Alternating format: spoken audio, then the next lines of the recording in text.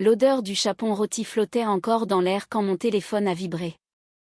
J'étais debout devant le plan de travail de la cuisine de mes parents, en train de trancher une miche de pain de campagne comme je le fais à chaque repas de Noël.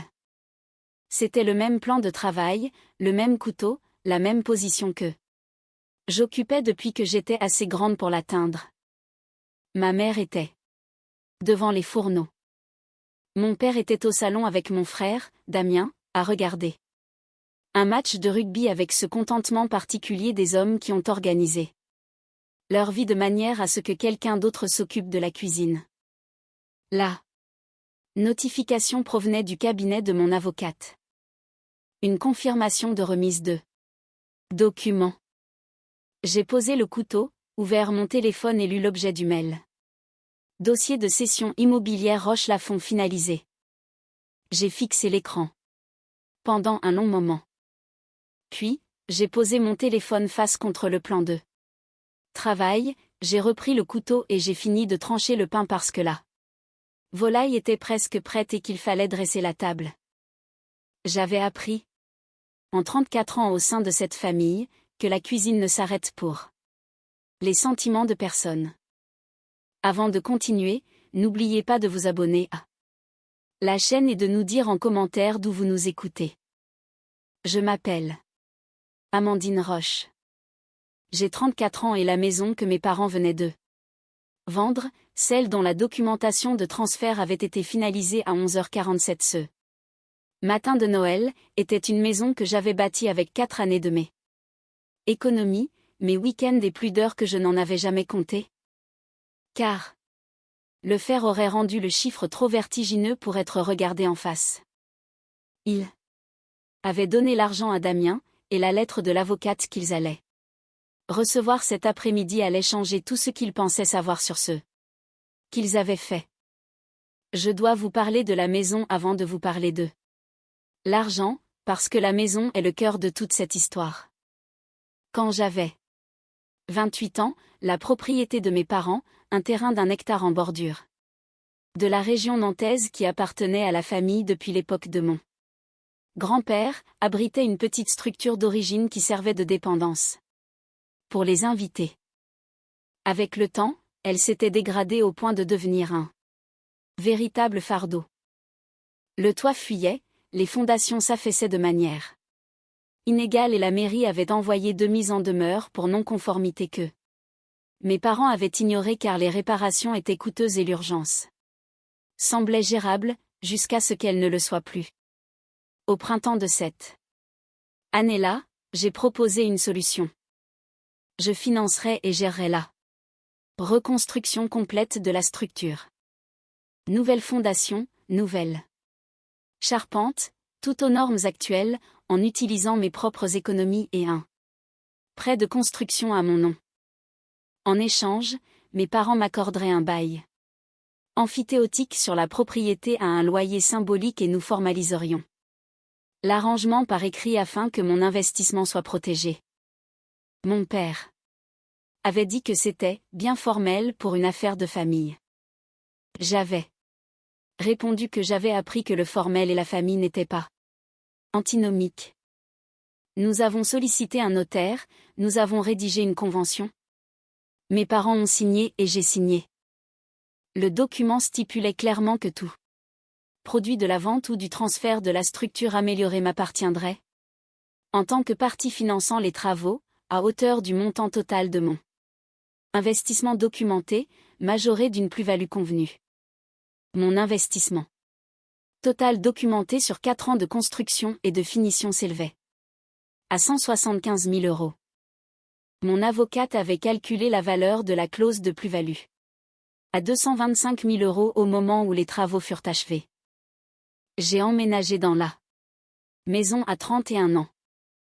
Je payais à mes parents leur loyer symbolique chaque mois, à date fixe, par virement automatique. J'ai planté un jardin lors du 2e été.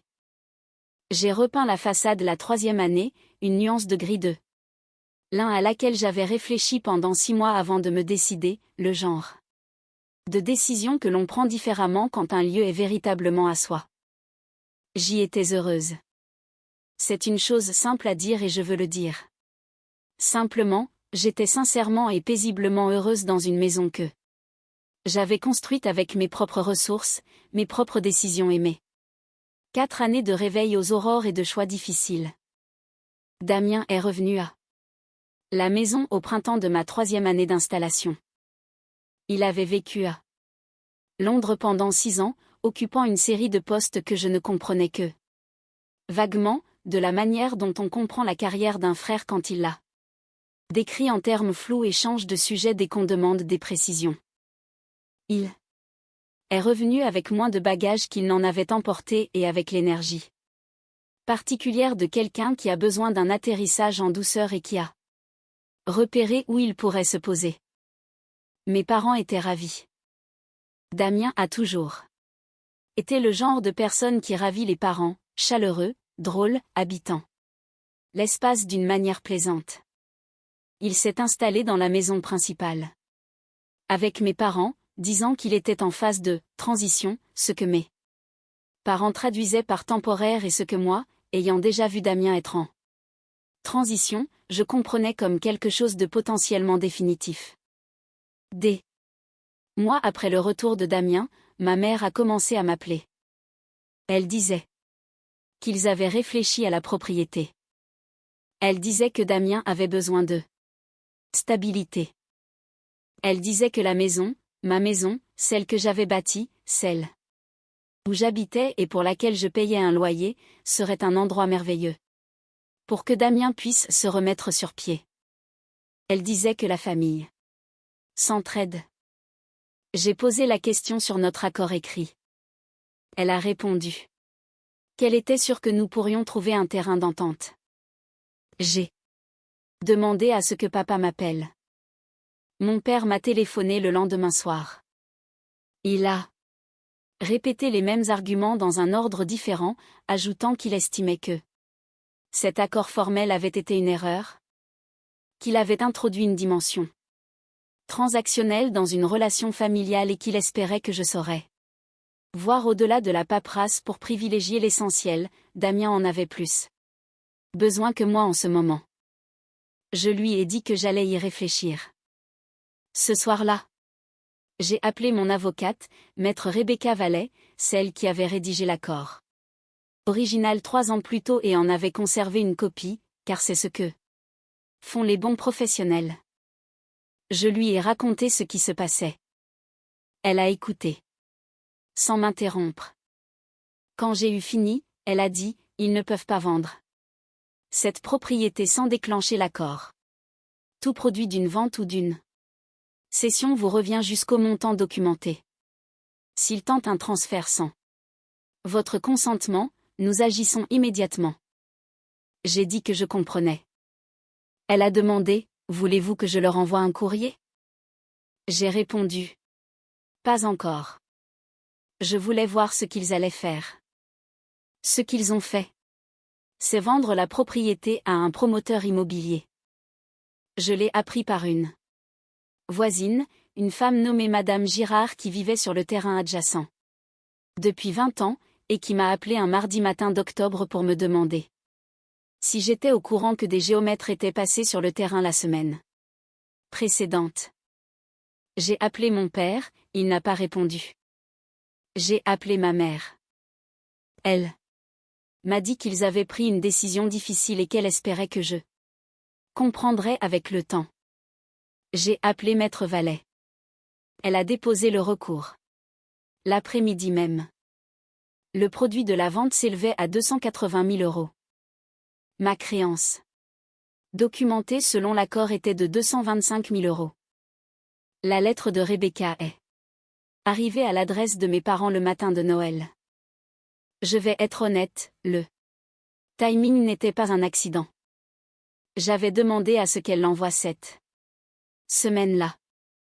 Je n'avais pas précisé le jour exact, mais je n'avais pas non plus demandé à ce qu'elle évite le jour de Noël. Le chapon était sur la table quand mon père est entré dans la cuisine avec l'enveloppe à la main. Il l'avait ouverte sur le pas de la porte. Il se tenait dans l'encadrement de la porte avec la lettre, me regardant par-dessus le plan de travail, et je l'ai regardé en retour avec mon couteau à pain toujours à la main. Aucun de nous n'a parlé. Pendant un instant. Tu as porté plainte, a-t-il fini par dire. J'ai répondu. Rebecca a lancé la procédure, oui. Le jour de Noël, a-t-il ajouté. J'ai répondu, la vente a été conclue il y a 3 semaines. Le dossier est prêt depuis octobre. Ma mère est arrivée de la salle à manger. Elle a vu la lettre, elle m'a regardé. Ce n'est pas comme ça qu'on règle les choses en famille, a-t-elle dit. J'ai posé le couteau à pain. Je me suis tournée pour lui faire face totalement. Vous avez vendu une maison que j'ai bâtie, ai-je dit, avec un contrat en place que vous avez tous les deux signé. Vous ne m'avez pas appelé. Vous n'avez pas négocié. Vous l'avez vendu, vous avez prévu de donner l'argent à Damien et vous avez appelé ça une décision familiale. J'ai gardé une voix calme, celle que j'utilise quand quelque chose est assez important pour être dit clairement. Je gère cela exactement de la manière dont nous avions convenu de le faire, par écrit, il y a 3 ans, quand papa disait que c'était bien formel pour une affaire de famille et que j'ai répondu que le formel et la famille ne sont pas antinomiques. Le silence s'est installé dans la salle à manger. Damien était toujours à table, je pouvais le voir par l'ouverture de la porte, il ne mangeait pas, il fixait son assiette.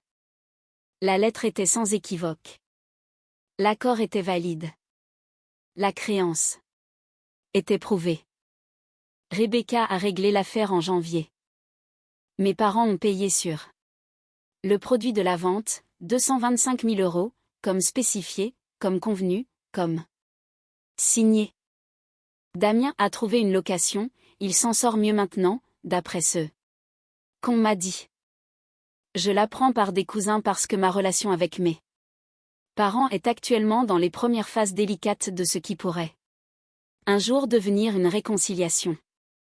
J'ai acheté une autre maison, plus petite, dans un quartier différent, avec un jardin que j'ai commencé de zéro au printemps dernier, parce que repartir de zéro est une chose pour laquelle j'ai désormais une certaine expérience.